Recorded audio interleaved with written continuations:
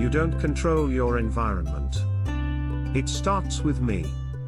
When I was 45 years old, I'm going to control my environment. I'm going to take every penny. I have all the energy. I have all the resources. I have, and I'm going to improve me.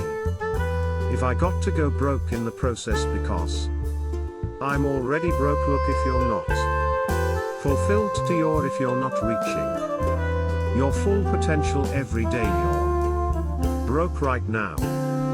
If you find your passion, you're gonna have this tremendous energy of sustainable energy. But momentum requires you always do the next thing to keep the momentum going. If you believe in what you're doing, that's fuel. It adds more fuel to your fire. You gotta keep going, you got to keep pushing through, you got to keep persevering, because at the end of the day, when you do, and you do more, you will be amazed at how the universe conspires to help you get to the place that you wanted to get to. So believe in you, block out the shade, and let your sunshine on through, cause it's on you to be you.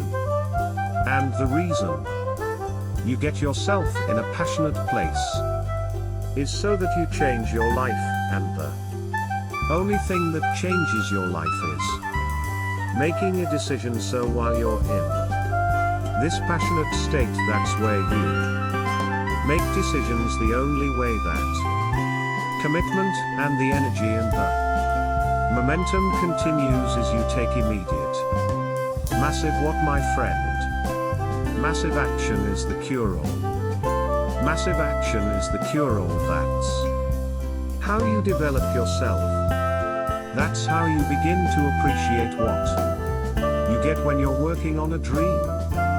At some point in time, a transition take place, and the transition is what you're becoming in pursuit of the dream, because even if you don't get the dream, become such a strong and powerful person, it will so change your life. You can look at something else and say, well, I think I'll go do this then, because you've now developed yourself in such confidence, and such confidence in how to deal in the arena of life, that you can move into another area, not miss a beat. Once you begin to discover who you are, then you really realize how you have been given authority and dominion over everything on the face of the earth, including all the dimensions of your life.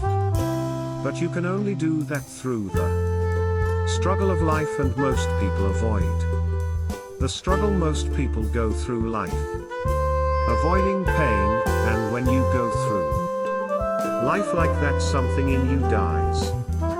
Something in you that you never activate is lying dormant in there, that you never get a chance to call on, because you have not challenged yourself. Somebody said, the land of familiarity belongs to the dead. That most people like to feel like they're a king in the area of their comfort zone. They only want to do those things that they know how to do well.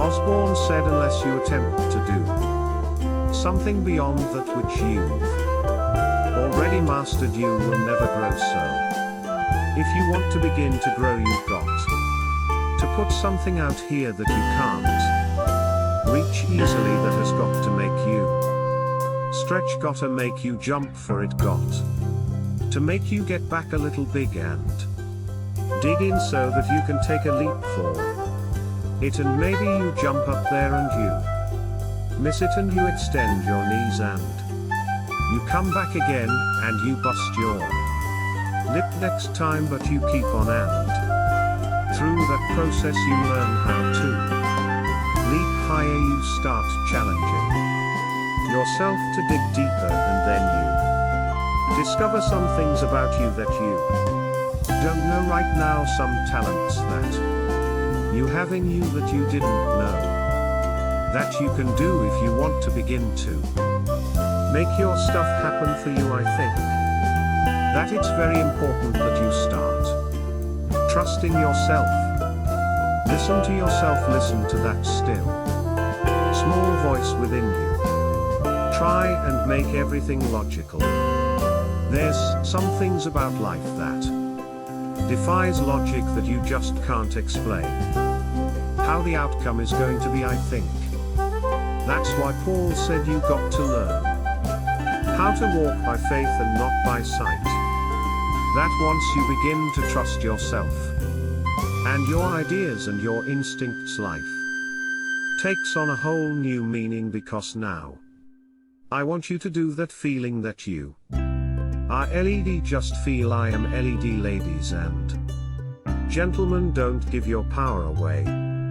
You don't need anybody to approve your dream. It was given to you. If they can't see it, it's because it wasn't given to them. It was given to you. Hold it, nourish it, cultivate it, work on it. It's yours. It's your baby. Work on her until it comes into fruition. I gave away my power and I said I'm not going to do that no more. Here's something else for those who make it today. Do what you know is right. Treat people like you want to be treated. Don't try and take any shortcuts. Don't try and cheat. Pay your dues up front. I believe, ladies and gentlemen, what goes around comes around. You can pay now or you will pay double later. Take action. Not hasty if it isn't required, but don't lose much time. Here's the time to act. When the idea is hot and the emotion is strong, that's the time to act. You say, Mr. Ron, I'd like to have a library like yours. See if you feel strong about that. What you got to do is get the first book, and then get the second book, before the feeling passes and before the idea gets dim. Action pronto, action, immediate action as soon as possible. Because if you don't, here's what happens. We call it the law of diminishing intent. We intend to when the idea strikes us. We intend to when the emotion is high. But now if you don't translate that into action fairly soon, now the intent starts to diminish, diminish, diminish, and a month from now it's cold. Year from now can't be found. So act, set up a discipline when the emotions are high and the idea is strong and clear and powerful. Is the time to set up the discipline.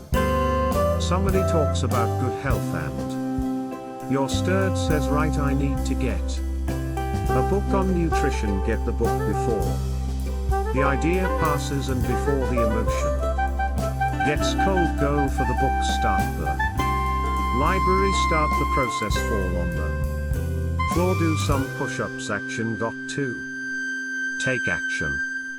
Otherwise the wisdom is wasted. Otherwise the emotion soon passes unless you put it into a disciplined activity. Capture it. Disciplines is called how to capture the emotion and how to capture the wisdom and translate it into equity. Disciplines. Now here's what's important about disciplines. All disciplines affect each other. In fact, here's a good philosophical phrase: everything affects everything else. Nothing stands alone. Don't be naive and saying, well, this doesn't matter. I'm telling you everything matters. There are some things that matter more than others, but there isn't anything that doesn't matter. Key to take home: every letdown affects the rest of your performance. Every letdown affects the rest. As part of the educational process on personal development, if you don't take the walk around the block, you probably won't do the apple a day. If You don't do the apple a day you probably won't consist you no start building your library if you don't build your library you probably won't keep a journal and you won't take pictures and you won't do this you won't do wise things with your money won't do wise things with your time won't do wise things with your possibilities and relationships and the first thing you know 6 years of that accumulated and we say you have messed up.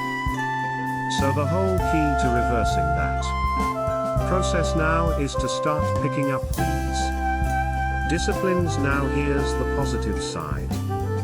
Every new discipline affects the rest of your disciplines. Every new one affects the rest. That's why action is so important. The least action, the smallest action. Take it. Because when you start accomplishing and the value starts to return from that one accident will inspire you to do the next one and the next one and the next one. You start walking around the block, it'll inspire you to get an apple, get an apple. That'll inspire you to get a book, get a book. It'll inspire you to get a journal. Get a journal, it'll inspire you to grow. Develop some skills. All disciplines affect each other. Thank you.